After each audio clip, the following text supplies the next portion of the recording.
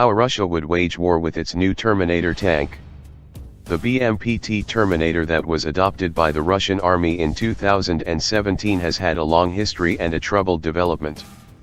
Various incarnations of the vehicle were in development since the Soviet involvement in Afghanistan, and in some circumstances it was unsure what role the vehicle was even supposed to serve on the battlefield.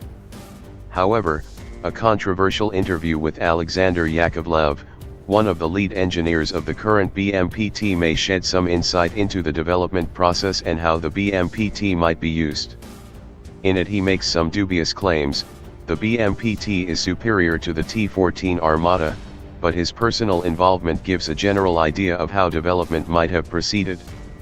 Like most other armored vehicles developed in Russia and the Soviet Union, the BMPT has an object number.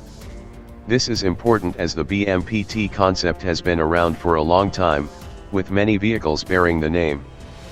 BMPT stands for Boyovaya Mashina Podrzhki Tanka, or Tank Support Fighting Vehicle.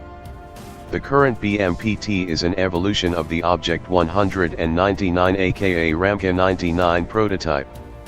Earlier BMPTs included the Object 781, which featured two turrets mounted on a tank chassis, each with a 2A-72 30mm autocannon and machine gun, in addition to two flexible grenade launcher mounts in the hull. An alternate configuration of the 781 featured the BMP-3 turret on the same chassis. What the earlier designs shared was a focus on close-range fighting power, as the name might suggest.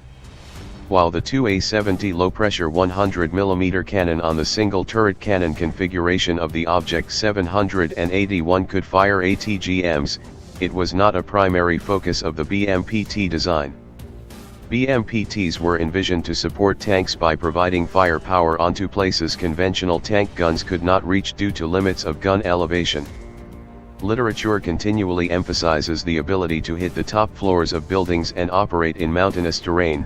Indeed, before the BMPT designation, prospective designs of the type were called mountain tanks. The BMPT in such a role needs only close-range firepower, as longer-range capability would be provided by the conventional tanks with which it would be integrated. According to Yakovlev, this changed when BMPT design was restarted in the middle 1990s, likely due to the Chechen Wars, and assigned to his design bureau in 1998. According to him, the primary focus of the design was to improve the survivability.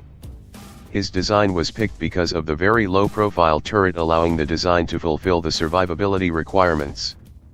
But Yakovlev didn't stop there. He replaced the Kornet ATGMs on the 199 paper design with Ataka T ATGMs.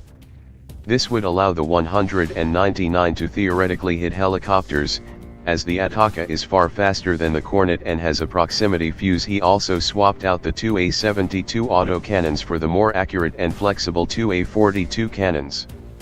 At this time, Yakovlev said the aim of the Object 199 was to provide a long hand, sharp eye, which hints at a focus on ranged combat and observational capability. The change in weaponry supported this. According to Yakovlev, a new sight and fire control system was devised to allow the Object 199 to engage 3 targets simultaneously with Atakas at distances of up to 10 kilometers. Thus, the Object 199 became a very expensive sniper rifle. When asked why the military hadn't adopted it yet, Yakovlev said that the military wanted him to make a simple hammer, but he made a microscope instead. After that point, Yakovlev makes a number of questionable claims regarding the Object 199, stating it would win against the Armata in a fight in an open field, that the military couldn't destroy it in firing trials in 2007, and that it's too survivable to be accepted into service. However, his perspective on the Object 199's design process in the 1990s explains why it took so long for the BMPT in its adopted incarnation took so long. The Russian military didn't see a need for the extended suite of capabilities the new 199 provided until recently. The Russian engagement in Syria probably proved the need for a heavy ATGM platform that has good observational capabilities and might be able to take hits and be more survivable than existing MTLB-based ATGM platforms.